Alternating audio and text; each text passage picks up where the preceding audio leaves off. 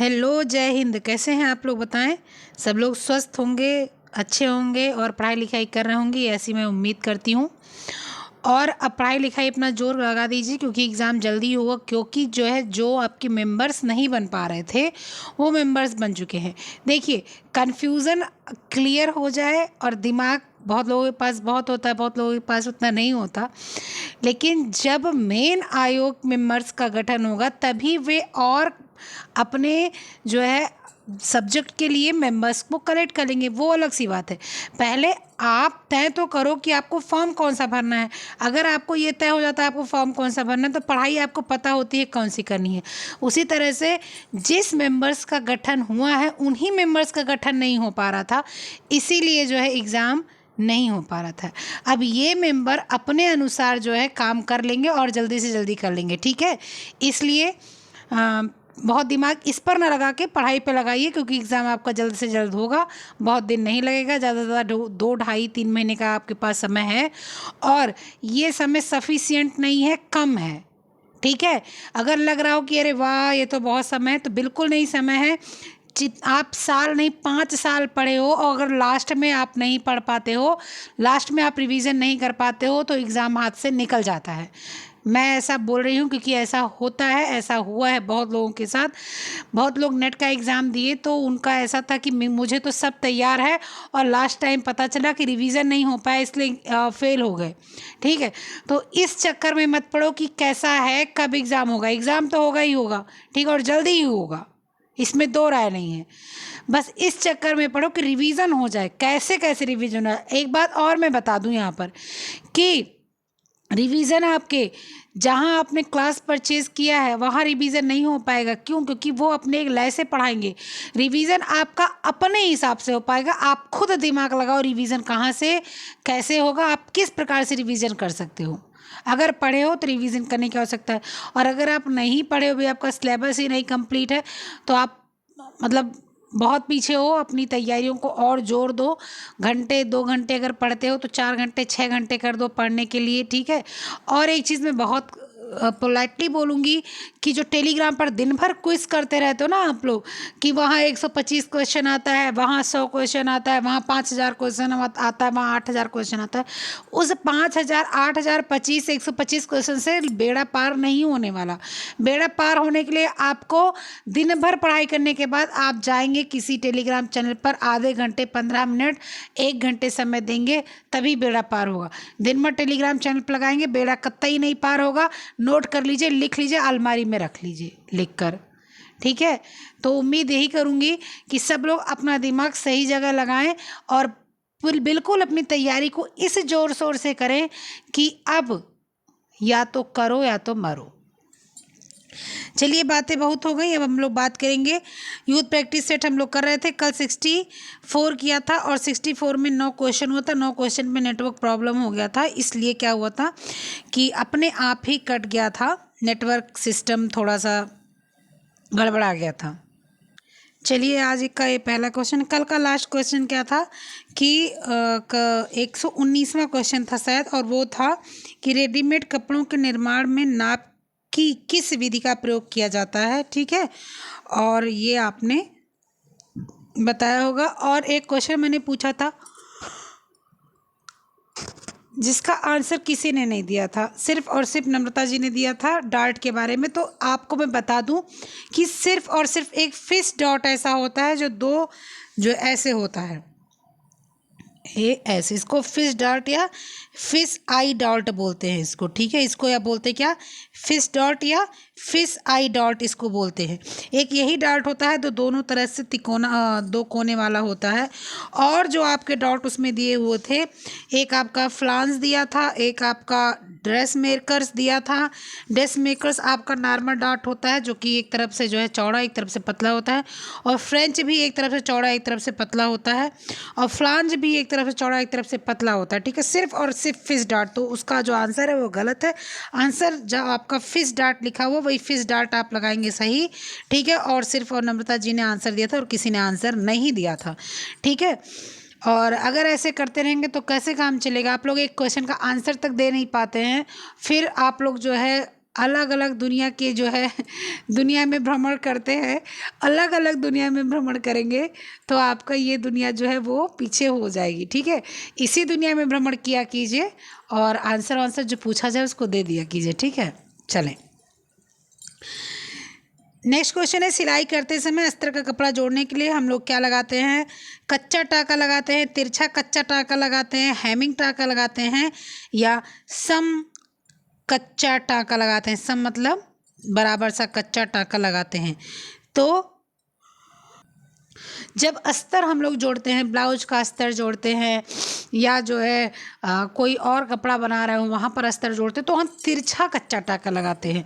जैसे जो है ऐसे लगाते हैं, ऐसे लगाते हैं, ऐसे ऐसे लगाते हैं, इससे क्या होता है कि पूरा जो ब्लाउज होता है वो पूरा एकदम से क्या होता है, टक हो जाता है, एकदम से बढ़िया से जुड़ जाता है, अस्तर हिलता नहीं है। उसके बाद सिलाई कर दिया जाता है अच्छे से। ये आपका ब्लाउज में टाका लगाने का तरीका होता है जब अस्तर का कपड़ा जोड़ने का।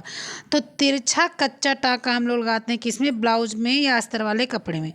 नेक्स्ट क्वेश्चन कौन सा है? कपड़ा काटने के लिए कैंची की लंबाई कितनी होनी चाहिए? 20 से 25 सेंटीमीटर, 15 से 20 सेंटीमीटर, 25 से 30 सेंटीमीटर या 10 से 5 सेंटीमीटर। तो जो आपकी कैंची होती है, कपड़े वाली जो आपकी कैंची होती है, उसकी जो लंबाई कपड़े वाली काटने के लिए हो वो 20 से 25 सेंटीमीटर हो, क्योंकि यही 1 फीट से कम हो और आधे फीट से ज़्यादा हो। ये लमसम बोला जाता है कि 1 फीट से, अब आधा फीट सेंटीमीटर में कितना था? 15, और फुल 1 फीट में सेंटीमीटर 30 सेंटीमीटर होता है। 30 सेंटीमीटर मतलब 1 फीट कैंची, 1 फीट की कैंची कैसी हो जी? बहुत भारी भरकम हो जाएगी। और 15 सेंटीमीटर से कम की कैंची छोटी हो जाएगी। आपकी कितनी होती? 20 से 25 सेंटीमीटर की। नेक्स्ट क्वेश्चन आपका क्या है? 5 वर्ष की बालिका की बेबी फ्रॉक बनाने में कितना कपड़ा लगेगा? 5 सेंटीमीटर, 5 मीटर, 1.25 मीटर या 3 मीटर? 50 सेंटीमीटर मतलब कि बहुत कम कपड़ा है। इतने कपड़े में आपके गुड़िया के ही फ्रॉक हो सकते हैं, बिटिया के फ्रॉक नहीं हो सकते।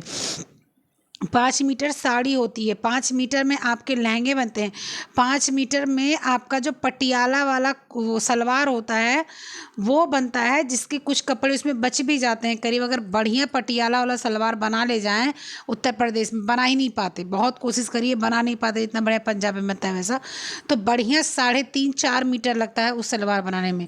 लेकिन अगर आपकी बेबी फ्रॉक की बात होती तो 1.25 मीटर कपड़ा लगता है। जब हम लोग जो है हाई स्कूल में थे तो क्या हुआ था? बेबी फ्रॉक बनवाया गया था, आप लोग को याद होगा या नहीं? पैजामा और बेबी फ्रॉक, 2 कपड़े बने थे, पैजामा और बेबी फ्रॉक। एक पैजामा बनाना था, एक बेबी फ्रॉक बनाना था। जिसका मन करे हाथ से बना ले, जिसका मन करे सिलाई मशीन से बना ले। तो मुख्यतः सब लोग सिलाई मशीन से ही बनाते थे, क्योंकि जो है अरे हाथ से बनाते थे, क्योंकि सिलाई मशीन ले जाना विद्यालय में आसान नहीं होता था और सबके पास होता भी नहीं था। तो ऑप्शन नंबर सी बिल्कुल करेक्ट है। नेक्स्ट क्वेश्चन क्या है? कटाई से पहले कपड़े पर चिन्ह लगाने के लिए प्रयोग किया जाता है पेंसिल, खड़िया, मिल्टन चौक, कुछ भी नहीं। तो मुख्यतः जो नियम के अनुसार मिल्टन चौक प्रयोग किया जाता है। लेकिन अगर मिल्टन चौक नहीं है तो आप उसके साथ में खड़िया ले सकते हैं, उसके साथ में आप कलरफुल पेंसिल ले सकते हैं, वो अलग सी बात है। लेकिन जो मुख्य रूप से आप लगाएंगे वो लगाएंगे क्या? मिल्टन चौक। जो चौक किस कलर की आती है? पिंक आती है, ग्रीन आती है, ब्लू, ज़्यादातर आप जाएंगे दर्जी के यहाँ देखेंगे तो ब्लू आपको ज़्यादा दिखेगी, येलो आती है, डार्क कलर का कपड़ा रहेगा तो उस पर येलो, पिंक ये सब लगाते हैं, मिल्टन चौक आता है, ठीक। नेक्स्ट क्वेश्चन क्या है? सिलाई किट बॉक्स में निम्नलिखित में से एक वस्तु नहीं रखी जा सकती? फीता, कैंची, सिलाई मशीन और मिल्टन चौक।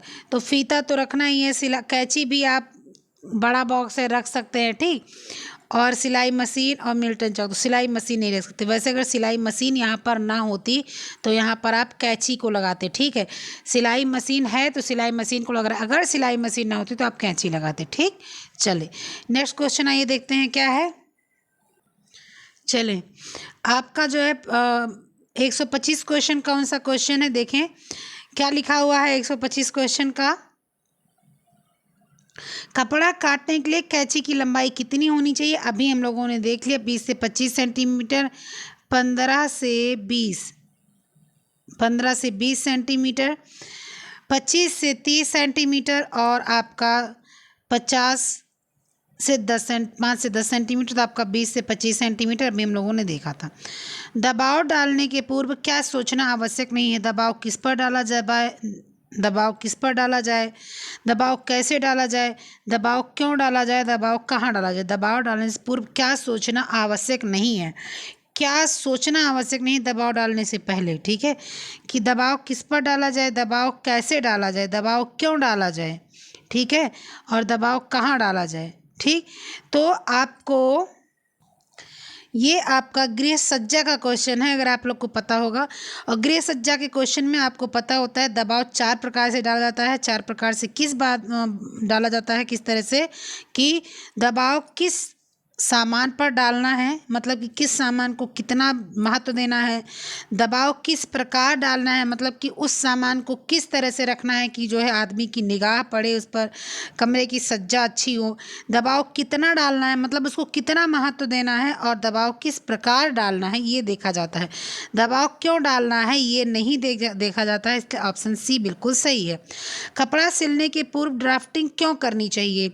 कपड़ा व्यर्थ नहीं जाता, कपड़ा गलत काटने की संभावना रहती, फिटिंग अच्छी रहती है, और ए और बी दोनों। तो जब आप कपड़ा के काटने के पहले जो है क्या करते हैं, ड्राफ्टिंग कर लेते हैं, एक तो आपका कपड़ा ख़राब नहीं जाता, तो इसका मतलब क्या होता है, कपड़ा व्यर्थ नहीं जाता, और कपड़ा काटने की गलत की संभावना बहुत कम हो जाती है, एक हिसाब से ना के बराबर हो जाती है। ठीक है, तो ड्राफ्टिंग इसीलिए करनी चाहिए। ऑप्शन नंबर ए और डी आपका दोनों क्या है, सही है। नेक्स्ट क्वेश्चन आपका क्या है, मशीन में तेल क्यों डालते हैं? मशीन हल्की चलती है, चिकनी रहती है, कपड़े की सिलाई अच्छी होती है, उपयुक्त में से कोई नहीं। तो मशीन में तेल हम लोग इसे डालते हैं, मशीन बहुत स्मूथ चलती है, और स्मूथ चलने की वजह से कपड़े की सिलाई जो होती है वो बहुत अच्छी होती है, तो कपड़ी मशीन बहुत स्मूथ चलती है, इसलिए डालते हैं हम लोग मशीन में तेल। साधारण वस्त्रों को सिलने के लिए मशीन में कौन से नंबर की सुई लगाई जाती है? साधारण वस्त्र को सिलने के लिए मशीन में 12 नंबर की सुई लगती है, 16 नंबर की सुई लगती है, 9 नंबर की सुई लगती है, 8 नंबर की सुई लगती है। तो आज का आपका ये क्वेश्चन है, बहुत आसान सा क्वेश्चन है कि साधारण वस्त्रों को सिलने के लिए मशीन में कौन से नंबर की सुई लगती है, ये आप लोग बताएंगे। ये मैं जब यूथ छोड़ दी थी पढ़ाना बीच में, उसके पहले मैं कराई थी, तो पूरा मैंने बताया था किस किस नंबर की सुई से क्या क्या सिला जाता है। ठीक है, अगर आप लोगों ने देखा होगा तो पता होगा आप लोगों को। तो आज आपको इसी का आंसर देना है कमेंट बॉक्स में। ठीक, नेक्स्ट क्वेश्चन, छोटे कद की स्त्री की प्रमुखता में से कैसे वस्त्र पहनने चाहिए? आड़ी धारी वाले, लंबी धारी वाले, फूलों तथा बड़ी पत्तियों वाले, 4 खाने वाले डिजाइनों के। तो अगर छोटे कद की स्त्री आड़ी धारी पहनते, मतलब कि ये रेखा, तो भी अच्छा नहीं लगता, फूल और बड़ी पत्ती तो भी जो है छोटी लगेंगी, 4 खाने वाले डिजाइन तो भी छोटी लगेंगी, लंबी धारी या छोटे छोटे बूटे वाली अगर आपकी डिजाइन होगी कपड़े की, तो वो जो है छोटे कद की स्त्रियों के ऊपर ज़्यादा अच्छी लगेगी। चलिए फिर नेक्स्ट क्वेश्चन देखते हैं। कपड़ों को काटने वाला कीट होता है क्लीप मोथ, सिल्वर फिश, क्यूफ्लैक्स, इनमें से कोई नहीं। कपड़े को कौन सा कीट काटता है ये पूछा जा रहा है। तो आपका जो क्लीप मोथ होता है, सॉरी क्लॉथ मोथ होता है, ठीक है, क्लॉथ मोथ होता है, इसको क्लीप मोथ भी बोलते हैं, क्लॉथ मोथ भी बोलते हैं और क्लीप मोथ भी बोलते हैं इसको।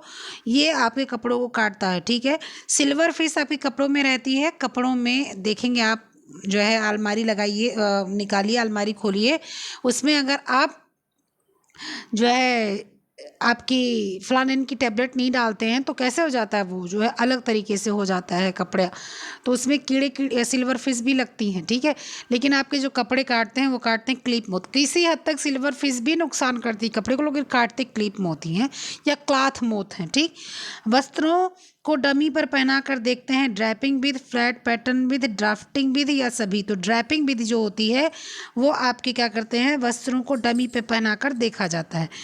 ठीक है, ड्रैपिंग मतलब होता ही है पहनना, ड्रैपिंग मतलब होता है क्या, ड्रैप मतलब होता है बांधना, और बांधते किस में, पहनाते किस में है, डमी पर जो है ड्रैपिंग विधि को अपनाते हैं। कुर्ता बनाते समय हमें सिलाई के लिए कपड़ा लेना चाहिए लंबाई का दुगना प्लस बाह की लंबाई, लंबाई का 3 गुना प्लस गले की लंबाई, पूरी लंबाई, कमर की गोलाई, लंबाई का 2 गुना, बाह की लंबाई का 3 गुना। जब कुर्ता काटते हैं तो कैसा होता है, तो हम लोग बोलते हैं ना कि दोहरी अर्ज का कपड़ा है, दोहरी अर्ज का कपड़ा है। जब बोलते हैं कुर्ता कपड़ा खरीदने जाते भैया कितनी अर्ज का कपड़ा है, तो बोलते भैया दोहरी अर्ज का कपड़ा। दोहरी अर्ज का कपड़ा मतलब लंबाई का 2 गुना, लंबाई का 2 गुना रहेगा तो कपड़ा ज़्यादा लेना नहीं पड़ेगा आपको। कपड़ा क्या करेंगे कि जो है लंबाई को डबल साइड में मोड़कर काट देंगे, ठीक है। तो उसी प्रकार से जब आप कपड़ा सिलाई भी करते हैं ना, कुर्ता बनाते समय सिलाई के लिए जब कपड़ा लेते हैं तो भी हम लोग क्या करते हैं, दोहरा कर देते हैं उसको। दोहरा करने पर क्या करते हैं, दोहरा करने पे कुर्ते को काटते हैं और प्लस बाँह की लंबाई भी निकालते हैं। क्यों? क्योंकि दोहरे करने पर कुर्ते की लंबाई निकाल, कुर्ता पूरा काटेंगे, लंबाई निकालेंगे और आस्तीन की भी लंबाई, दोहरी ही आस्तीन निकालेंगे, एक इस साइड की एक इस साइड की, ठीक है। तो आपको क्या हो जाएगा, लंबाई का 2 गुना बाँह की लंबाई। जो मैंने आपको बताया कि जब कपड़ा खरीदने जाते हैं तो कितना लेते, बोलते दोहरी अर्ज। इसी से दिमाग में रखेंगे कि लंबाई का 2 गुना दोहरी लंबाई कपड़ा रखेंगे, प्लस आस्तीन भी उसमें होनी चाहिए दोहरी। नेक्स्ट क्वेश्चन क्या है आपका, आइए देखते हैं। यदि आप छोटी और मोटी हैं तो लंबा और पतला दिखने के लिए आप क्या पहनेंगी, चुन्नटदार स्कर्ट और ब्लाउज जिसमें और छोटी लगने वाली हैं, चौड़ी प्लेटी स्कर्ट और ब्लाउज में और चौड़ी लगने वाली हैं, पूर्ण लंबाई का परिधान जिसकी कॉट प्रिंसेस लाइन की हो, पूर्ण लंबाई का परिधान जो कि छोटी जैकेट के साथ हो, तो आप क्या पहनेंगी, आप पहनेंगी पूर्ण लंबाई परिधान जिसकी काट प्रिंसेस लाइन की। प्रिंसेस लाइन जो होती है काट, वो ये वाली लाइन काट होती है, ये वाली। तो ये वाली जो लाइन काट होती है तो इसमें आप लंबे लगते हो, दिखते हो, ठीक है, इसमें आप लंबे दिखते हो। लेकिन जब आप जो है पूर्ण लंबाई ऐसी है और उस पर छोटी जैकेट है, इतनी जैकेट, तो आप उस पर छोटे दिखोगे, ठीक है। तो इसलिए आपको क्या करनी है, प्रिंसेस कॉट की स्कर्ट लेनी है, लंबाई लेनी है और उसके अनुसार अपने कपड़े को तैयार करना है, ठीक। चलें, नेक्स्ट क्वेश्चन क्या है आपका, देखें। सिलाई मशीन भारी चलती है, तेल व सफाई कमी से, प्रेशर फुट का दबाव, अधिक ढीली बेल्ट, शटल में धागा फंसना। किस वजह से सिलाई मशीन आपकी चलती है, भारी चलती है? तो एक तो तेल और सफाई की कमी होती है, उससे जो है भारी चलती है। दूसरे, अगर प्रेशर फुट पर अधिक दबाव रहता है तो आपके धागे कटते हैं, ठीक है। बहुत लोगों को होगा कि प्रेशर फुट का दबाव, नहीं, प्रेशर फुट का दबाव होता है तो धागे कटते हैं आपके, भारी और फंस के नहीं मशीन चलती है।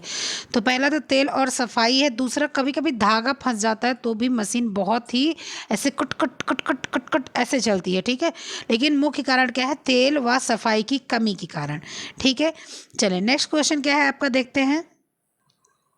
कपड़ा सिलने की कला को सीखने के लिए उपयुक्त कपड़ा है रेशम, मलमल, सूती, कृत्रिम। जो कपड़ा जब सीखेंगे तो उसकी कला के लिए हम लोग को ज़्यादातर क्या जो है आपका सूती कपड़ा उपयोग करना चाहिए। क्यों? क्योंकि ये सरकता नहीं है, दूसरे सिलने में आसान पड़ता है। इसीलिए कभी भी जब सिलाई हम लोग सीखते हैं तो सबसे पहले क्या करते हैं, कॉटन के सस्ते सस्ते कपड़े लाते हैं और सूट ब्लाउज ये सब कॉटन के सीखते हैं। उसके बाद क्योंकि और सारे कपड़े क्या होते हैं, स्लिपरी होते हैं, सरकते हैं, तो उस पर सिलाई सीखने ही मिलती है।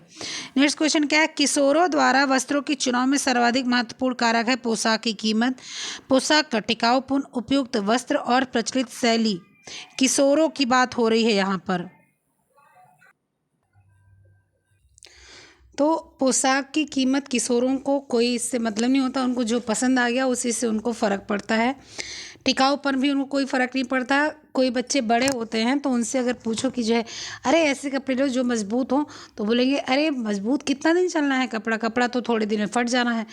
लेकिन आपको जो उनकी प्रचलित शैली होती है उसी के कपड़े पहनते हैं। जैसे अभी अगर आपकी बिटिया हो, वो 12-13 साल 14 साल की हो, तो वो कहेगी कि मुझे पैंट बेल बॉटम चाहिए, जीन्स प्लाजो और बेल बॉटम तरह की चाहिए, वो नॉर्मल नहीं लेना चाहेगी ठीक है। तो प्रचलित जो शैली होती है उसी कपड़े को जो है किशोर पसंद करते हैं, ठीक। नेक्स्ट क्वेश्चन क्या है आपका, सिलवाए गए वस्त्रों की अपेक्षा सिले सिलाए वस्त्र निम्नलिखित कारण से बेहतर होते हैं। क्योंकि अभी हम लोगों ने कल भी ये क्वेश्चन देखा था कि रंग उनका पक्का होता है, कीमत उनकी जो होती है वो कम होती है, आसानी से उपलब्ध होता है, और रंग प्रदान करना या रंग छोड़ना होगा, ये रंग छोड़ना होगा, ठीक है। तो ये होता है ऐसा।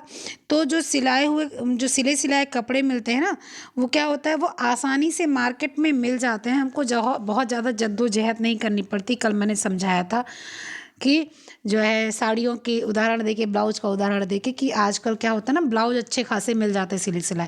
अब वो अलग सी बात है कि मुझे पफ आस्तीन पहनना है, कि मुझे साधारण पहनना है, तो उसके लिए सिलवाना पड़ता ही पड़ता है, लेकिन ऐन वक्त पे चाहिए अगर तो सिले सिलाए वस्त्र, और लड़कों बच्चों के लिए तो सिले सिलाए वस्त्र बहुत ही अच्छे होते हैं। ठीक है, इसके बाद में नेक्स्ट क्वेश्चन क्या है आपका, मानव शरीर का माप लेते हुए दोनों भुजाओं का विस्तार के बराबर होगा 4 सिर, 6 सिर, 8 सिर, उपरोक्त में से कोई नहीं। तो जब आपके मानव शरीर का माप लेते हुए दोनों भुजाओं का जो विस्तार होता है वो होता है कितने बराबर, दोनों सिर का क्या मतलब होता है आपके, मतलब बित्ता बोल समझते हैं ना, अपनी पूरी जो पंजे होते हैं उसको हम लोग बित्ता नापते हैं, और एक बित्ते में अगर नापते हैं तो हमारा सर आ जाता है। अगर अपने हाथ से नाप के देखिए, सब लोग बैठे होंगे भी, नाप के देखिए तो सर आ जाता है। ठीक है, तो उसी बित्ते को बोलते हैं, क्योंकि एक बित्ते का सर होता है।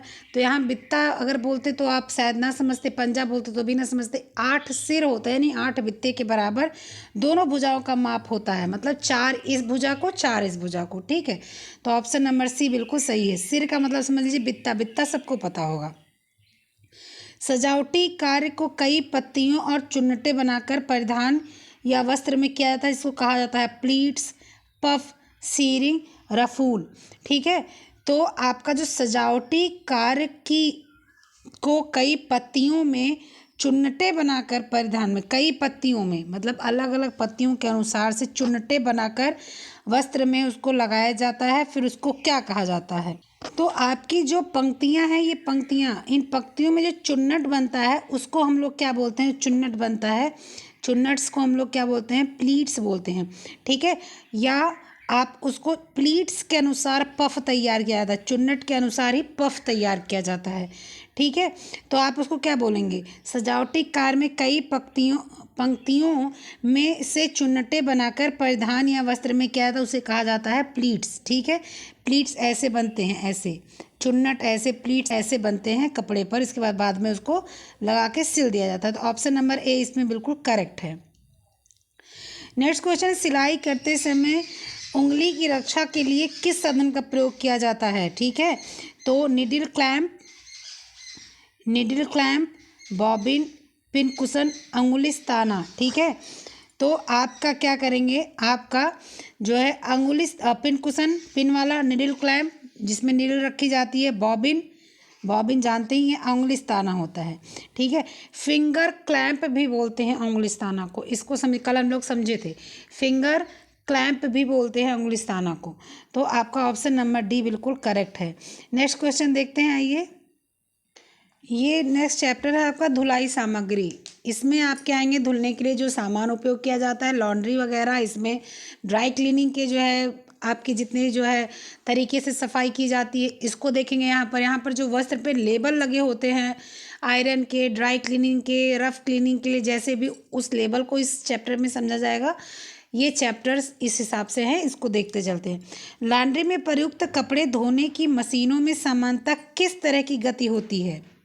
लॉन्ड्री में प्रयुक्त कपड़े धोने के लिए मशीनों की समानता किस तरह की गति होती है, रोटेशन, टम्बलिंग, सेकिंग, एजिस्टेशन। तो लॉन्ड्री के जो कपड़े होते हैं उसमें टम्बलर होता है। टम्बलर मतलब समझते हैं, टम्बलर मतलब एक ऐसे बॉटल नुमा होता है, उसमें कपड़े को डाल दिया जाता है। जो बड़ी बड़ी लॉन्ड्री होती है, ठीक है, उसमें कपड़ों को डाल दिया जाता है।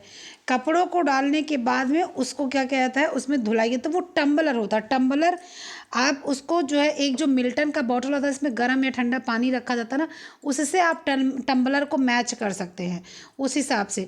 तो उसी में क्या किया जाता है, कपड़े धोने की मशीन को उसी गति से, और उसके बाद वो धीरे धीरे धीरे धीरे जो है क्या होता है, धुलता है। और जो आपकी लॉन्ड्री में जो टम्बलिंग होती है ना, तो कपड़े को डाल दिया गया बर्तन में, और उस बर्तन को जो है चला दे, उसको घुमा दिया, जैसे हम लोग की वॉशिंग मशीन होती है उसी तरह समझिए, तो उसको टम्बलिंग बोलते हैं। ठीक है, सेकिंग मतलब हिलाना होता है, रोटेशन मतलब घुमाना होता है, एजिस्टेशन मतलब होता है कि उसको एडजस्ट करना, उसको सेट करना। तो आपका इसमें टम्बलिंग विधि आ जाएगी, टम्बलिंग विधि। नेक्स्ट क्वेश्चन आपका क्या है, सूती वस्त्रों की धुलाई के लिए समय, रंग निकलने से सूती वस्त्रों की धुलाई के समय रंग निकलने से बचाने के लिए इसका प्रयोग किया जाता है। साधारण नमक, सिरका, सोडियम कार्बोनेट और लीसापोल। तो सूती वस्त्रों की धुलाई के लिए हम लोग हमेशा, क्योंकि सूती वस्त्रों पर जो प्राकृतिक या वेट या ऐसे कलर जो होते हैं चढ़ते हैं, वो कलर डाल तो दिए जाते हैं लेकिन सूती कपड़े पे कलर उतरते ही उतरते हैं। धूप से उनका रिएक्शन होता है, कपड़े धुलने पे उसमें कलर निकलता है, ठीक है। और या तो ये जल्दी चढ़ते नहीं, चढ़ जाते हैं तो ये जल्दी निकल जाते हैं। इसको धुलने के लिए हम लोग साधारण नमक का प्रयोग करते हैं। अगर सिरका का प्रयोग करेंगे तो वो सिरका जो है अम्ल और क्षार मिलके और कपड़े का रंग निकलेगा, इसलिए हम लोग क्या करेंगे, नमक का उपयोग करेंगे।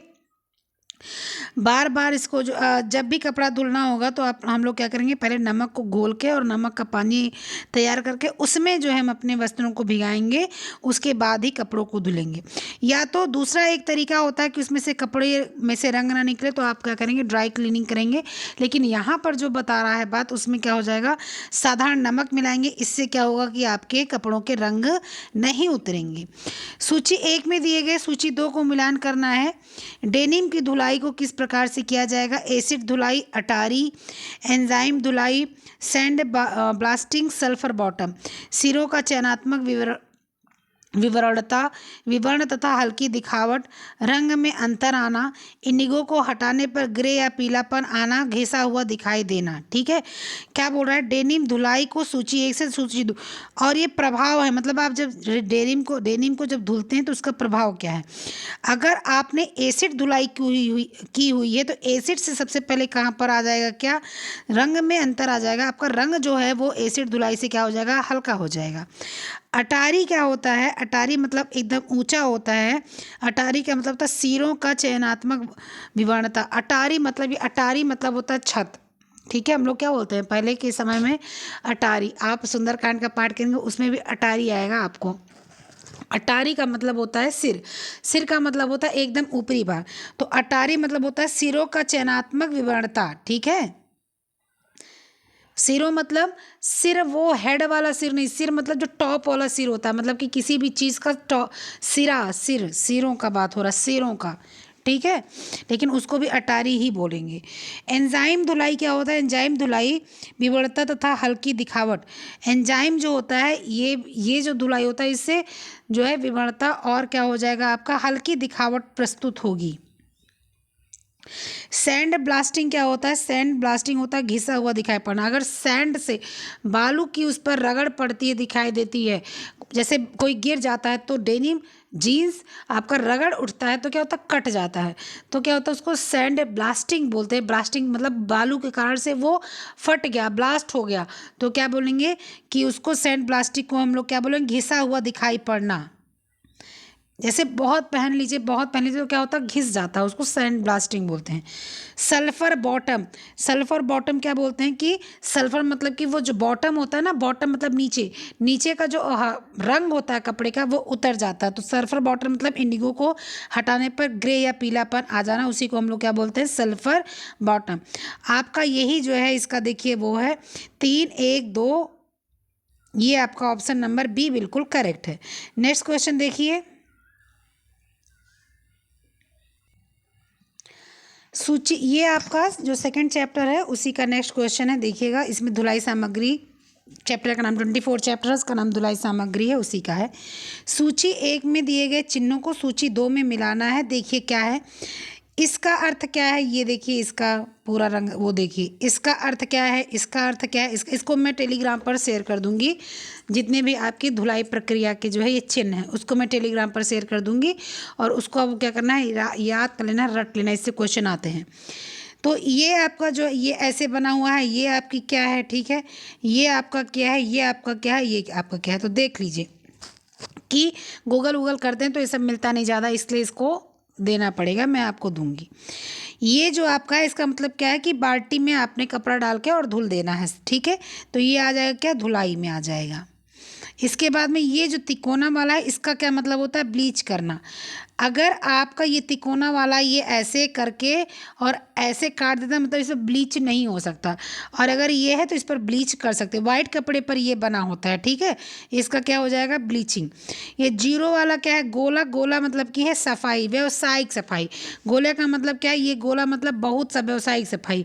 ये गोला काट के ऐसे कर देंगे तो क्या हो जाएगा कि आपको इसको खुद धुलना है, व्यावसायिक सफाई के लिए ये नहीं बना हुआ, ठीक है। तो क्या हो, ऐसे काटते नहीं है, ऐसे लगाते हैं, ऐसे लगाते हैं। जैसे मान लीजिए ऐसे गोला है, ऐसे लगाएंगे, एक चिन्ह बनाएंगे, एक ऐसे बना दे, ऐसे बना, ऐसे भी बनता है, फिर ऐसे करके ऐसे भी बन जाएगा, ऐसे करके ऐसे बन जाएगा, ये सब होता है। तो इसका क्या हो जाएगा आपका व्यावसायिक सफाई। ये आपका क्या होता है, ये जो चौकोर है ये शुष्कीकरण यानी कि सुखाना होता है। ऑप्शन नंबर 2, 5, 4, 1 कहाँ पर है, 2, 5, 4, 1 ऑप्शन नंबर सी बिल्कुल सही है। नेक्स्ट क्वेश्चन देख लेते हैं। प्रोटीन रेशे के वस्त्रों की धुलाई के समय खून के बहने को किसके द्वारा रोका जा सकता है। प्रोटीन रेशों में वस्त्रों की धुलाई के समय खून के बहने को किसके द्वारा रोका जा सकता है। अब प्रोटीन रेशे की जब धुलाई हो रही है मान लीजिए, ठीक है, वस्त्रों की धुलाई के समय अगर खून बह रहा तो उसको किसके द्वारा रोका जा सकता है। सिरका, साधारण नमक, धोने का सोडा या एसिटिक या सुक्ति अम्ल, किसके द्वारा। तो सबसे पहले या तो आप उसको, जब धोने के कपड़े की बात हो रही है तो आप उसको किस प्रकार से करेंगे, या तो उसमें कोई अम्ल, एसिटिक अम्ल डाल देंगे। कपड़े जहाँ अगर मान लीजिए कपड़ा धुल रहा है और हाथ कटा हुआ है, उसमें थोड़ा थोड़ा जो है और वो निकल रहा है, क्या कहते हैं, ब्लड निकल रहा है, और आप मान लीजिए रेशम का कपड़ा धुल रहे हैं, ऊनी कपड़ा धुल रहे हैं, तो उसमें दाग पड़ सकता है। तो आपको क्या करना है, या तो आपको सिरका लगाना है और या तो आपको एसिटिक अम्ल कोई लगाना, मतलब कोई खट्टा चीज़ लगाना है, जिससे क्या होगा कि जो है दाग नहीं पड़ेगा। तो आपका ऑप्शन नंबर डी बिल्कुल करेक्ट है। नेक्स्ट क्वेश्चन क्या है कि सूची 1 में दिए गए सूची 2 को मिलाना है। वही चिन्ह की बात हो रही है यहाँ पर भी। बकेट बना हुआ है, ये आपका ये तिकोना काट दिया गया है, ये बना है, ये बना है, ठीक है। तो अब इसको देखना है। तो आपका जो ये वाला चिन्ह बना है नंबर 1 पर, नंबर 1 का क्या मतलब होता है कि इसमें वहाँ पर कैसे बकेट बना था, एकदम साधारण ऐसे बना था ना, एकदम ऐसे साधारण बना था, ऐसे बना था, और ऐसे ऐसे ऐसे ऐसे बना था। यहाँ पर कैसे बना है, तो इसका मतलब क्या है कि धुलाई बकेट में होगी लेकिन हल्की धुलाई होगी, नाजुक धुलाई होगी, ठीक है। क्या होगी, नाजुक धुलाई होगी। ये क्या है, ये आपका देखिए ऐसे बना है, ये केवल नॉन क्लोरीन ब्लीच होगा, ठीक है। ये क्लोरीन वाला ब्लीच नहीं, नॉन क्लोरीन ब्लीच होगा ये, ठीक है। ये नॉन, अगर ये सिर्फ, और अगर ये ऐसे तिकोना बन के ऐसे होता तो मतलब इसमें ब्लीच ही नहीं होगा, ठीक है। अब ये नॉन क्लोरीन ब्लीच।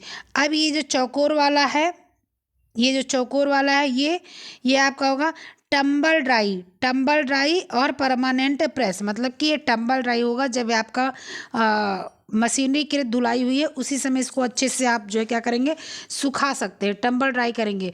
और इसमें ऐसा प्रेस होगा परमानेंट, जैसे आपका नायलॉन वगैरह होता है कि आपको प्रेस ही नहीं करना पड़ता, उस प्रकार का ये होता है टम्बल ड्राई और परमानेंट प्रेस। इसके बाद में ये आपका गोला और चारों तरफ इसके क्या है, मैंने अभी बताया था आपको, व्यावसायिक रूप से ड्राई क्लीन का ये जो है क्या है, चिन्ह है।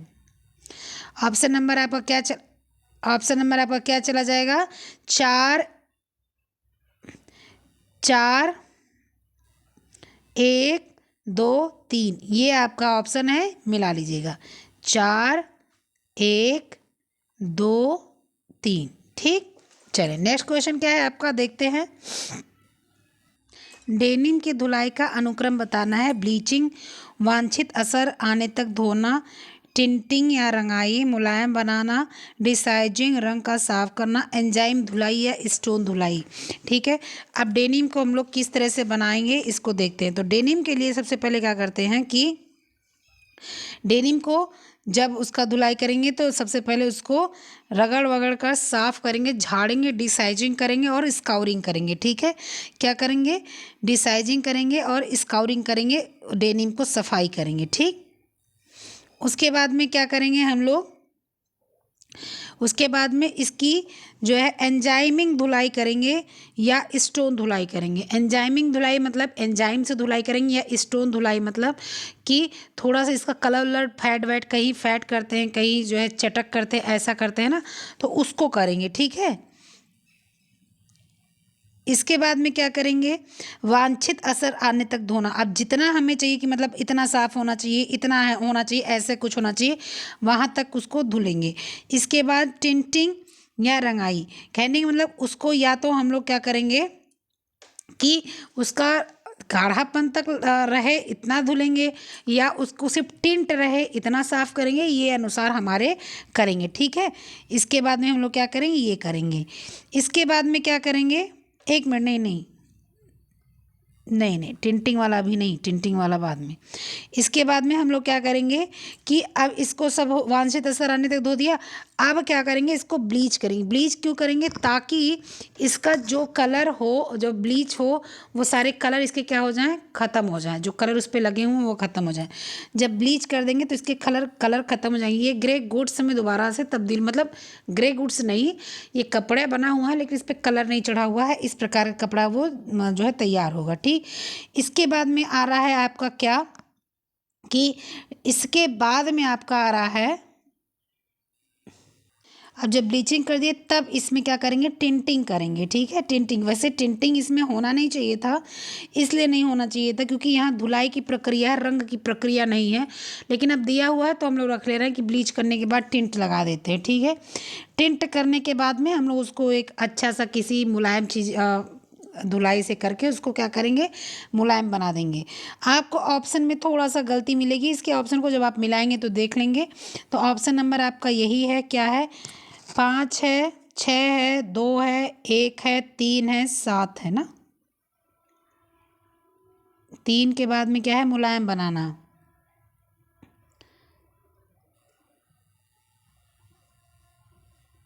आपका यही आपका आंसर भी है, आंसर नंबर बी। लेकिन आपका जो आंसर लिखा हुआ है वो गलत सलत लिखा हुआ है, उसको मत मानिएगा।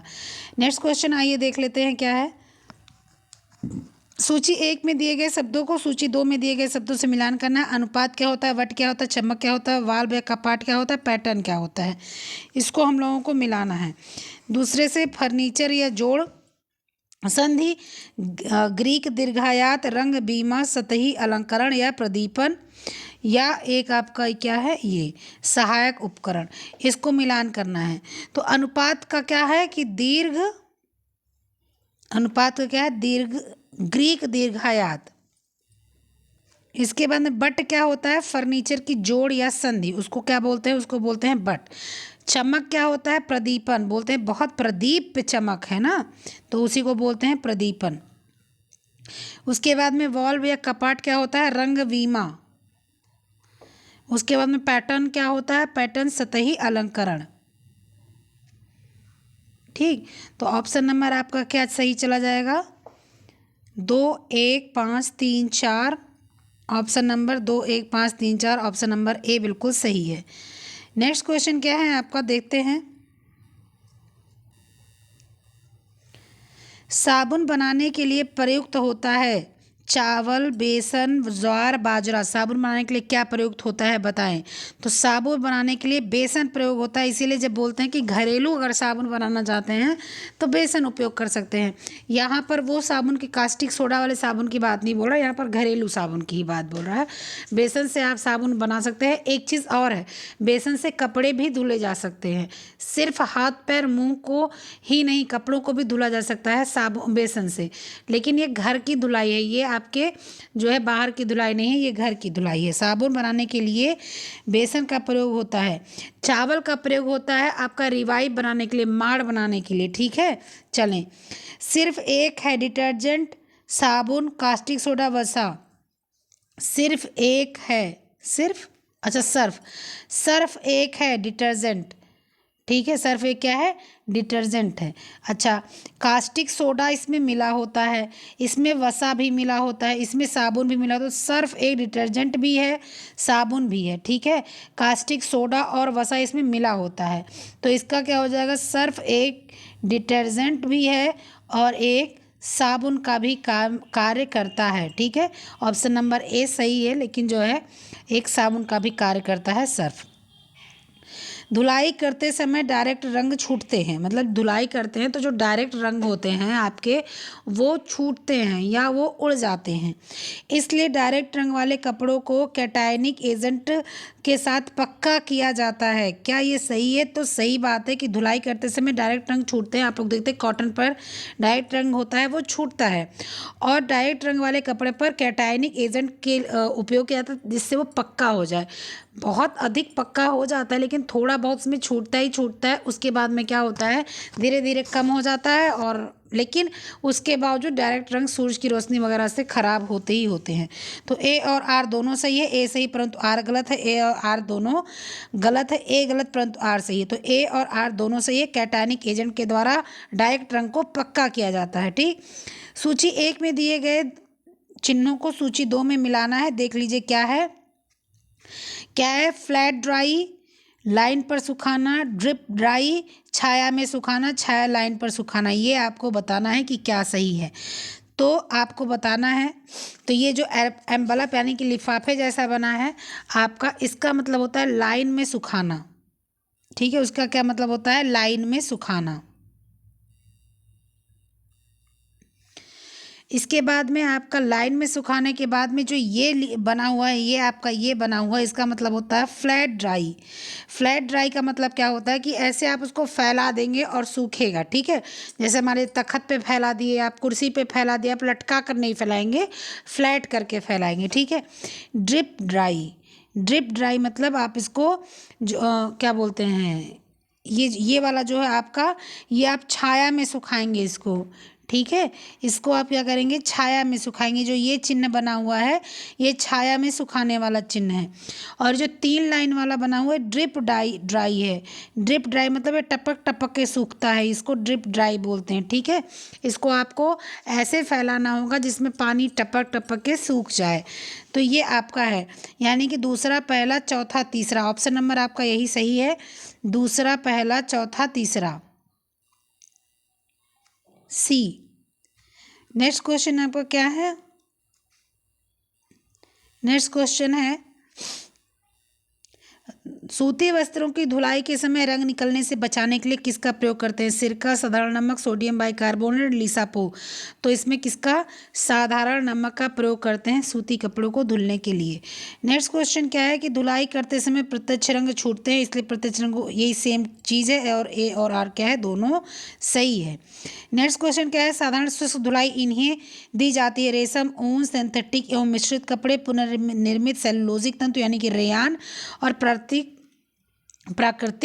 लघु तंतु।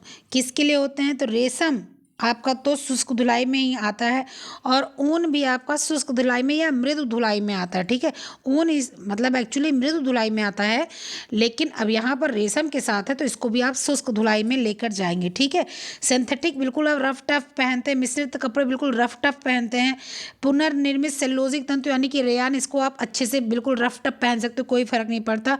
प्राकृतिक लघु तंतु यानी कि आपके स्टेपल जो होते हैं, कॉटन होता है, लिनन होता है, ये सब जो होते हैं इनको भी आप रफ टफ नहीं पहन सकते, लेकिन इसको मृदु धुलाई करके आप पहन सकते हैं। लेकिन आपकी जो साधारण धुलाई, शुष्क धुलाई होती है यानी ड्राई क्लीनिंग जो होता है वो रेशम में होता है। ठीक है, चलें नेक्स्ट क्वेश्चन आपका क्या है, ये देखते हैं। दाग धब्बे, दाग धब्बे इसका पार्ट है। लोहे का जंग लगने से ऐसे बचाया जा सकता है, कैसे? पोंछ कर, स्वच्छ कर उष्मा का उपयोग ना करें, निरंतर धोएं, लोहे की सतह पर ग्रीस की पतली परत लगाएं। ठीक है, तो लोहे को जंग लगने से कैसे बचा सकते हैं? लोहे को, तो लोहे को अगर आप सामान लोहे का अगर उसको जंग लगने से बचाना है, जब जैसे हम लोग कढ़ाई वगैरह धुलते हैं तो धुलने के बाद उस पर हल्का सा तेल लगा दिया जाता है। ठीक है, आप जो है चैनल वगैरह है, गेट वगैरह है, तो उस पर ग्रीजिंग कर दी जाती है ताकि जंग ना लगे, बंद हो जाए आसानी से। तो लोहे पर क्या होता है? ग्रीजिंग कर दी जाती है, ग्रीस की एक पतली परत लगा दी जाती है, इससे लोहे में मूर्छा ना लगे, लोहे में जंग ना लगे। ठीक है, नेक्स्ट क्वेश्चन आपका क्या है, ये देखते हैं।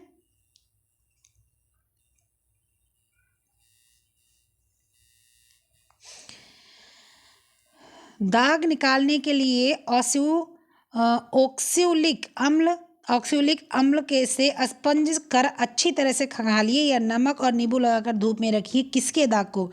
लोहे के, अंडे के, स्याही के, लिपस्टिक के। किसके दाग के लिए ऐसा बोला जा रहा है? तो लोहे के दाग के लिए क्या करेंगे हम लोग? ऑक्सैलिक अम्ल को स्पंज में डालेंगे, मतलब स्पंज में उसको गीला करेंगे, फिर लोहे के जंग पर क्या करेंगे, ऐसे ऐसे लगाएंगे, अच्छी तरीके से लगा के खंगालेंगे, नमक और नींबू लगाकर धूप में रखेंगे, वो उड़ जाएगा, कुछ हद तक उड़ जाएगा। ठीक है। इसके बाद में प्रोटीन के दाग को सफाई करने के लिए निम्न में से किससे बचा जाना चाहिए? गर्म पानी, नमक के पानी, ठंडा पानी या डाइल्यूटेड अमोनिया। तो यहाँ पर ठंडा पानी दिया हुआ है, लेकिन जब प्रोटीन के अम्ल की सफाई करते हैं, प्रोटीन के उसके दाग की सफाई करते हैं, तो उसमें हम लोग क्या करते हैं, गर्म पानी से बचते हैं। ठीक है। किससे बचते हैं? गर्म पानी से। क्यों?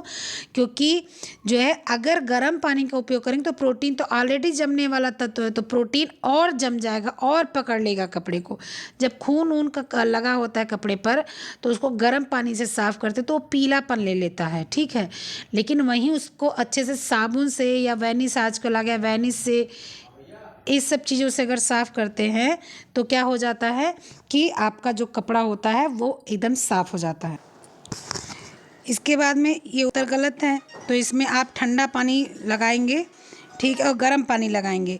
और अगर इसका दाग ख़त्म करना होता तो क्या करते हैं, डाइल्यूटेड अमोनिया जो होता है उसको मिक्स करके और उससे धुलते हैं। ठीक है। तो उससे क्या होता है कि जो प्रोटीन का दाग होता है, प्रोटीन का दाग किसका लगता है, खून का लगता है, अंडे का लगता है, ये सब का दाग लगता है, तो ये सब दाग क्या होता है, छूट जाता है।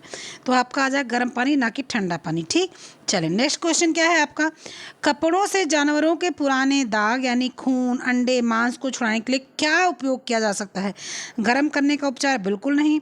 नमक के पानी में डाइल्यूटेड अमोनिया में भिगोना, आधे घंटे के लिए गर्म दूध में डुबोना, गर्म पानी और बोरक्स में भिगाना।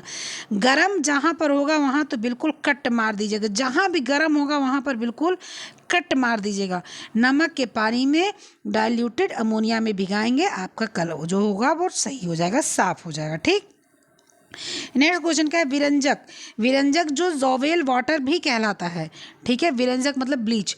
जो जोवेल वाटर भी कहलाता है वो हाइड्रोजन पेरोक्साइड, सोडियम परबोरेट है, पोटेशियम परमैंगनेट है, या सोडियम हाई पोक्लोराइड है। क्या है जो आपका जवेल वाटर है? तो जो आपका जवेल वाटर है वो सोडियम हाइपोक्लोराइड है। ठीक है। आपका जवेल वाटर क्या है, सोडियम हाइपोक्लोराइड है, इसको हम लोग जावेल वाटर बोलते हैं।